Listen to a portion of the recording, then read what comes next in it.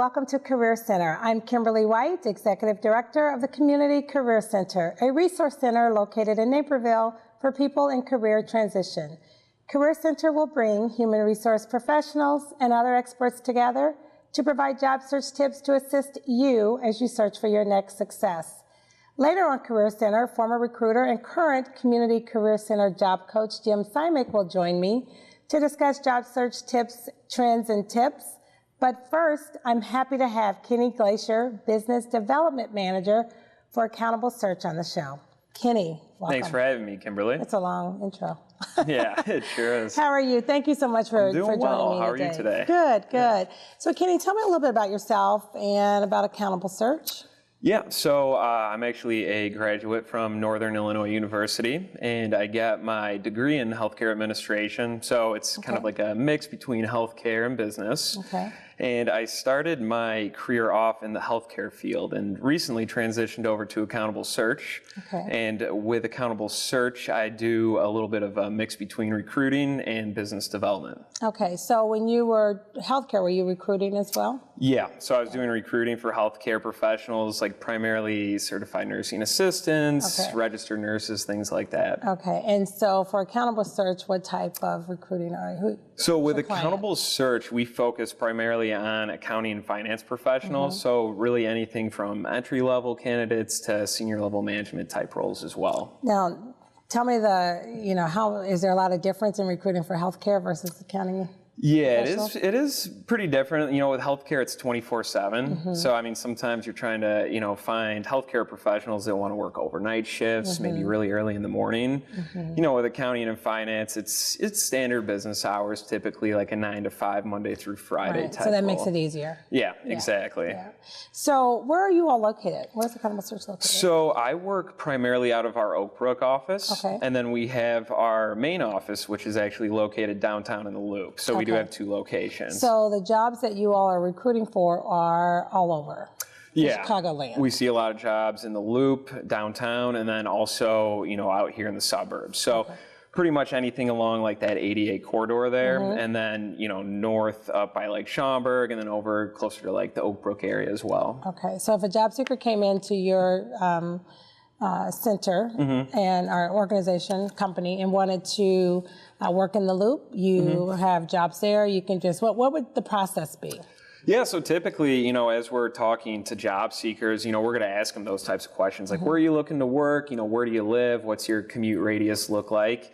And then from there, we can kind of present different positions to them in those locations specifically. So is there a fee or no? No, so we are a free service for candidates. And pretty much how that works is the companies and clients that we work with, we assess a fee to them. So we're able to provide a free service to candidates who are looking for new positions. And so do you do the assessments and testing, anything like that with your clients or no? Yeah, we'll do that with the candidates and the clients as well. So and we have different assessments that we can provide to candidates. So like, for example, if it's a job that requires a certain skill on Excel, we have skill Excel assessments and then other types of assessments as well that we'll provide to candidates. And so if someone does say Excel and if they don't do so well, do you give them opportunities do you have some sort of tutorials for them to kind of brush up on those? Yeah, we can do some coaching on that and provide them with tutorials to just make sure that they have the right skill set to match up with the position that we're working with them on. And do you provide help with their resume, put them through mock interviews? I mean, is the whole process? You'll do all that. So, as we're talking to candidates and we're going through their resume, I mean, I'll notice certain things that maybe, they might want to change. A lot of times if, resume is a little bit too long, we might want to shorten it up there. So we'll coach them on that. What's ideal? I mean, it really depends on your experience. For an entry-level candidate that's maybe only had about a year or 2 of experience, it shouldn't be more than a page. Now, if we're talking to somebody that's maybe, been in the field for 20 years, it might be several pages, but really you don't want to see it over 3 pages, depending on your background. And then how far back do you go? Because, I mean, you always hear 10 years, but... Yeah, I'd say 10 on average. Again, it depends. If someone's been with a company, maybe for 15 plus years, we're going to want to include that on the resume, even if it was over, 15 years ago. Typically I'd say about 10 years back, and again, it depends on, what the length of time they spent with certain companies is. What is one of the first things that you look at when you see someone's resume? Do you focus on summary statement? Do you go straight to experience? I personally go straight to experience, and as a recruiter, it's because I'm trying to match them up with the right position. So I'm going to look for specific keywords, So if I'm looking at a accounts payable position, for example, I'm going to look for those keywords throughout their resume. So it doesn't really matter what they put in their summary statement, because you hear a lot about, make sure your summary statement is, spot on, it speaks to some of your skills, and you can have keywords in your summary statement too, right? Yeah, you want to include those in the summary statement, and typically you want to keep that a little bit shorter, because most employers too, as they're reviewing these resumes, they're going to want to see the experience and what your skill set is. Now your territory, again, you said it was Chicagoland. Go ahead. So we have the downtown area. Now I focus more out here in the suburbs. Okay. So specifically that like Western 88 corridor. So Naperville is a big area for us, Lisle, Warrenville, Downers Grove, and then closer to Oak Brook as well. Typically, my colleagues out of the Chicago office focus more on the downtown, the Loop area. And can you tell me a little bit about the positions? Are you looking for CPAs? Do you have, you probably the gamut, right? Yeah, so maybe it's really anything from those entry-level roles, maybe like a bookkeeper, accounting clerk, maybe an entry-level, accountant position, all the way to those senior-level positions as well, where there are companies looking for people with CPA, things like that. Now, we do a mix of, employment types where we work with certain positions that are specifically contract or contract to hire. And then we have a direct hire team as well that focuses on that aspect of the hiring. So if someone started off with your company, attempt to hire, what are the chances of, or what's your rate, I guess, in terms of getting these folks landed permanently? Yeah, so typically you're looking with the accounting side more so around 25%. Okay. And, some companies that we work with are specifically looking for those temp roles. So if it's a project-based role, it might be, for a company that's doing year-end type activity. Maybe it's for filling in for someone that's on maternity leave. So we'll know that ahead of time. If a company is looking to bring somebody on permanently, but they do want to start off on a contract basis, we'll know that as well. So you probably have answered my next question, but why a temp agency? Why a recruiting or staffing agency? Yeah. So, we're here to be a resource for the candidates. Like we had talked about earlier, we're going to help out with their resume. We're going to help kind of walk them through the interview process as well.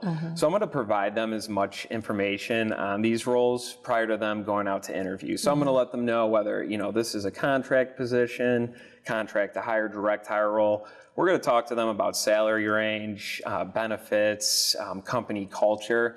And really, I'm going to dive in and, see what types of things are going to be important to them as they're looking and what types of things are important to them, with companies and company culture and things like that. And is it true that a lot of companies are kind of going through recruiting agencies because, they can find perhaps that permanent person, but they don't have to go through, they don't have to bring them on and at the risk of them? Yeah, you're seeing that a lot lately, and a lot of companies are utilizing staffing firms. I think one of the reasons for that too is the unemployment level's really low right now. I think it's around 4%. So companies are having a hard time finding the right candidates. So really, that's what we're here to do, is to kind of help bridge that gap and find the right match. I'd say we're more of almost like a matchmaker. Yeah. So how do you find them? Do you go LinkedIn? Yeah, we use all sorts of resources. LinkedIn, we'll do Indeed, Career Builder. Really, my favorite source to find new candidates is by referrals. Because if you're working with someone and you kind of build a little bit of a rapport with them, they'll maybe give you a couple of referrals and people that they trust that they want to help find work for as well. And so I was talking on another segment a month ago about when you do bring in folks, and then they're looking to perhaps start off in a temp role and then go into a full-time role. You're able to, you know that up front. You're able to kind of find that company that's looking for. Yeah, so we're going to kind of help match that. And while they're working with these companies under contract, they're still employees through us. So, we're going to kind of keep them up to date with the feedback, how they're doing. We're going to want to know how, what type of feedback they have for us on the company.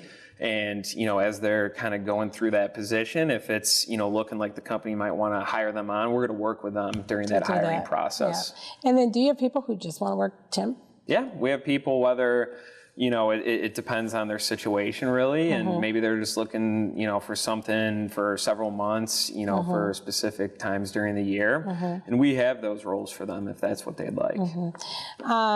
Can you share a piece of advice you would give to a job seeker that's just kind of starting out? Yeah, really. I mean, a big thing for me is communication, just being sure to communicate with the employers, professionalism, as they're going out to interview, just, making sure that they're dressed professionally, that they're, appropriate in their demeanor as well. And really just, follow-up is huge too. Nothing can be more of a turnoff for companies when you don't follow up. It shows that you're maybe a little bit disengaged and not interested. So, just really following up, whether it's via email or phone, I think that can go a long way. Do you recommend doing both? For instance, they go for an interview, they're done with the interview, go to the car. I don't think you necessarily need to do both. I'd say an email typically suffices. And, you'd want to see that probably, within about 24 to 48 hours post-interview. It just kind of makes you stand out a little bit more. Yeah, exactly. What type of companies do you work with? So we work with all different types of industries. We work with a lot of manufacturing companies, healthcare companies, logistics companies as well. And, we see anything from the smaller mom and pop shops to the larger corporations too. That's good. And so these companies find you and they share, what they're looking for, and then you all go out. Yeah. Monster, Career Builder, you just go. Yeah, we're going to do as much on our end to get as much detail on the positions as possible. So whoever our contact is with the company, we're going to want to, try to obtain a job description from them, see what types of requirements they're going to want with the candidate, what they're looking for as far as soft skills. And then, really just get as much information about their department, company culture, things like that. So and that'll allow us to kind of provide as much information to the candidates as well. Real quick, we're out of time, but number one soft skill, or top two or three? Communication is huge. And then, just being able to get along with your peers, colleagues. You're with them every day. I see my coworkers more than I see my family sometimes. So that plays a big part in it. Absolutely. Well, thank you so much, Kenny. We're out of time. Yeah, thanks for having me. Thank you. Up next, job search coach Jim Simak will join me to discuss job search trends and tips. We'll be right back after these important public service announcements.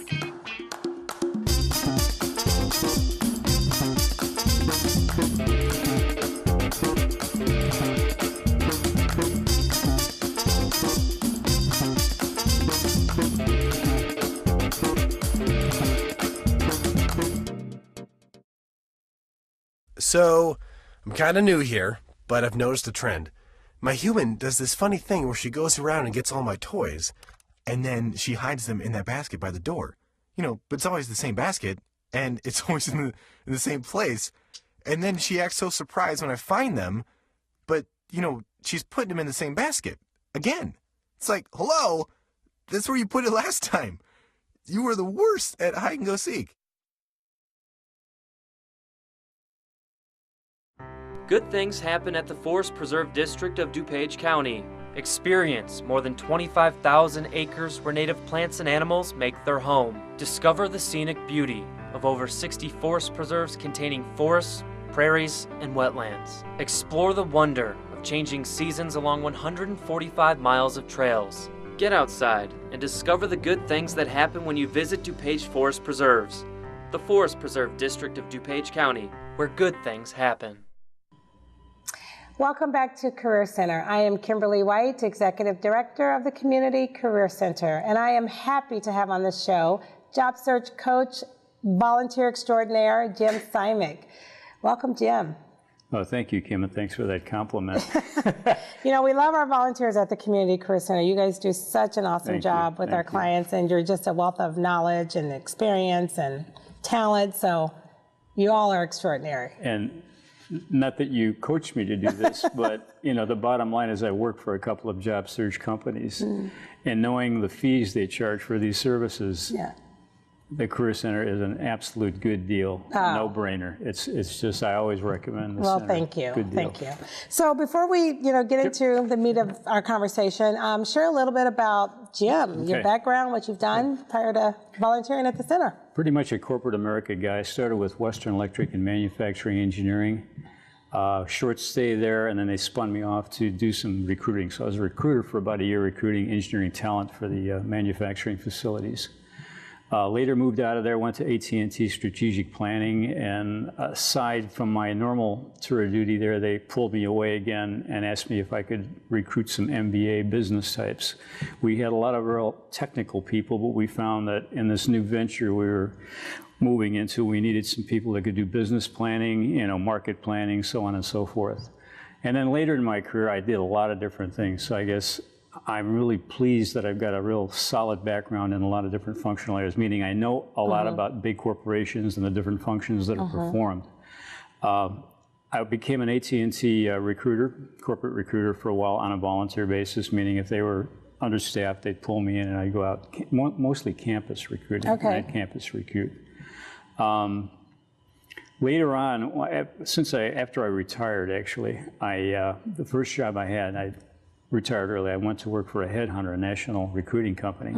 Spent about a year there recruiting mainly civil, structural, architectural engineering kinds of people.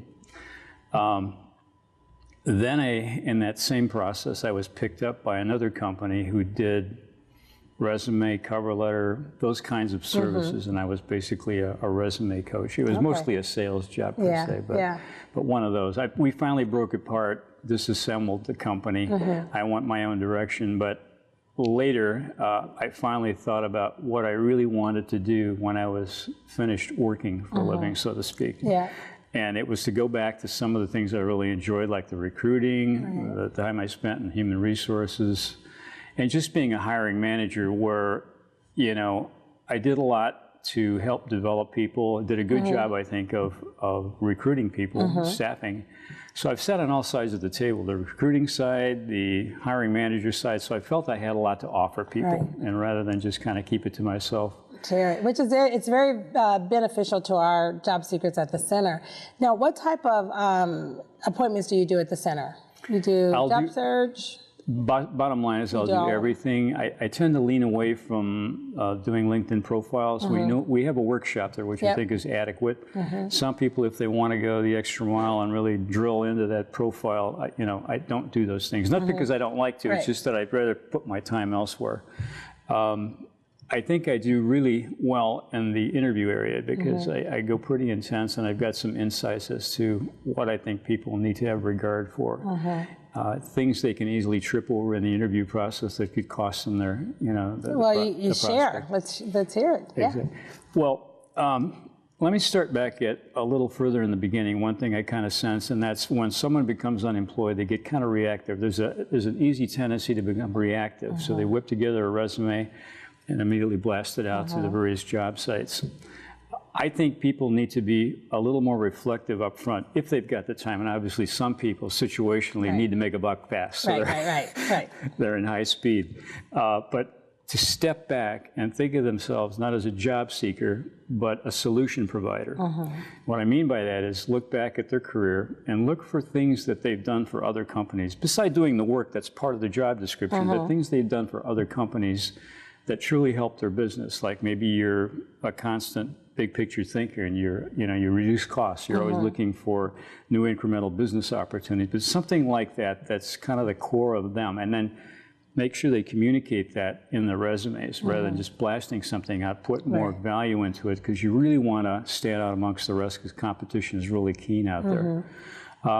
In terms of the interview, there's a lot of things that can get in the way. One is, I sense people don't prepare well for the interview in terms of getting some knowledge about the company, understand what the company's mission in life is, their products and services, maybe even a little bit about the culture of the company. But come there with some of that, and maybe looking at that information, you're going to generate some questions of your own that you can bring into the interview. If I can just interrupt, those that's easy to find out. I mean, nowadays with website, there's you can go and find all you need to know about a company. And then as far as culture, there's a website out there where people can go and hear what other people are saying who may work there or have worked there in the past. So. There's a couple sites like that. They kind of warn about people who might, you got to take it with a grain of salt. Some people may be ticked off because they've been laid off. But anyhow, you're absolutely right. It gives you some sense of whether that company values people, which is really important to some people. In the interview thing, certainly come to the interview early. A lot of times companies will phone screen first now rather than bring you in for a face-to-face. Treat the phone screen as important as a face-to-face interview. You don't know who will do it. Could be an HR rep, could be the hiring manager, but you're going to get questions that will qualify you in terms of can he or she do the work. And then you get some behavioral questions like handling stress, handling conflict, things of that sort. You pass that test and you're calling for a one-on-one, dress professionally. I know we had this gig of the last 10 years, we're doing blazers and jeans and stuff like that, but dress professionally. You can always dress down if you feel like you're overdressed once you're in the interview. And oftentimes a potential employer will say, this is a Jean Friday, so feel free to come in. Absolutely. Skip over a few of the things, but building rapport is real important. So one thing you want to do is do what you can in the beginning of the interview to establish positive rapport. Nice, firm, professional handshake and a greeting. The old body language thing is still there strong. So maintain your appearance throughout the interview, posture. Don't let anything that you do let it be interpreted as a lack of interest or you've shut down, you don't care what's being said.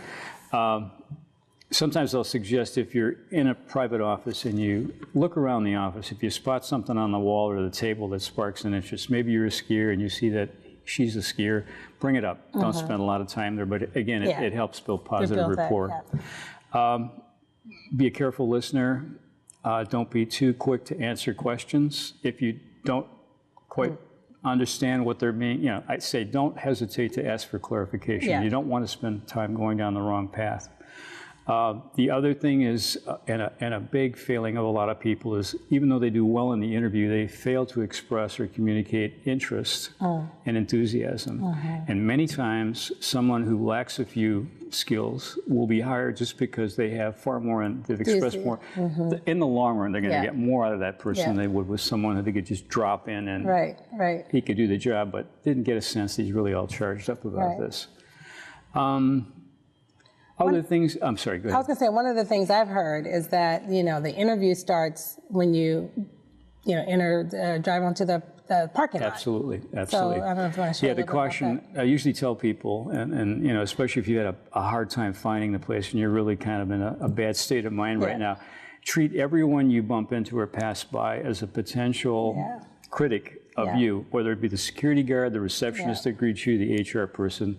Get on their good side. And I've heard HR folks say that they go back to those people that you initially greet to see how you reacted. Flexibility and adaptability is a characteristic that employers look for. So anything you can do to express, your flexibility based on true experiences you had or adaptability. And speaking of that, one failing of a lot of people is to sell themselves. And you do that, you have to have you got to be conscious of selling yourself through the mechanism of storytelling.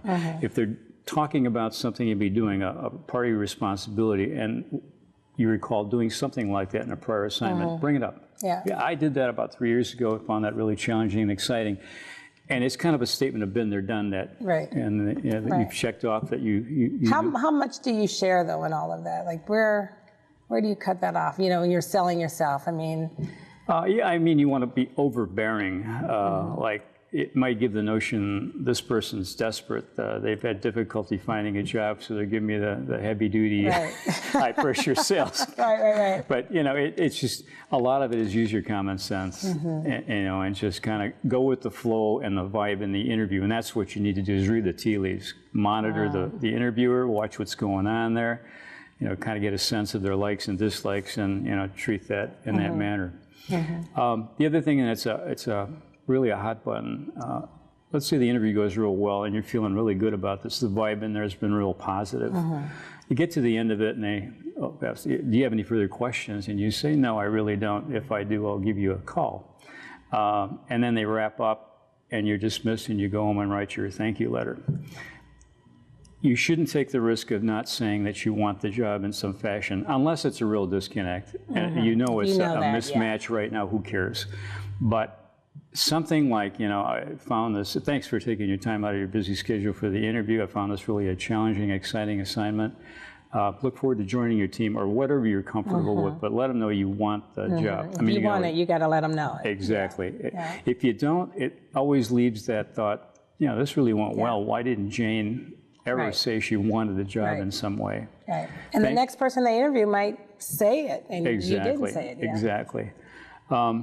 The thank you letter comes thereafter. Do that when you get home. And then another fall down of a lot of people is they think, I gave it my best shot. They said 2 weeks, we'll see what happens. They don't get called and they just move on. They should follow up. No matter what, it will signal to them this candidate's really serious. He wasn't just practicing interview skills. And do that until you get an answer, until they finally give you a no, we've selected another candidate, or we've had some budget issues. Glad you called. The whole interview has been extended by 2 or 3 weeks. So lots can go on there, so follow-up's really important. What do you consider the most important in a job search? Focus. There's so many things that are important. Focus and making sure that when you go out into the job market, you put your best foot forward. And up front, the resume is the thing that stands between you and getting the interest of an employer. So it has to be a resume that grabs attention and clearly communicates the value that you bring to the job. And employers want to hire people that are going to help their business. Yeah, they're going to hire somebody that can do this job, but they'd like someone who goes beyond that and thinks about other things they can do amidst that job responsibility that can help their business. It's a professional summary structure. That's kind of your selling proposition. It's your core competencies or key skills next. It's a chronology of your work experience, and watch out for gaps. You need to fill gaps. That's a thing that a computer can pick up on very easily.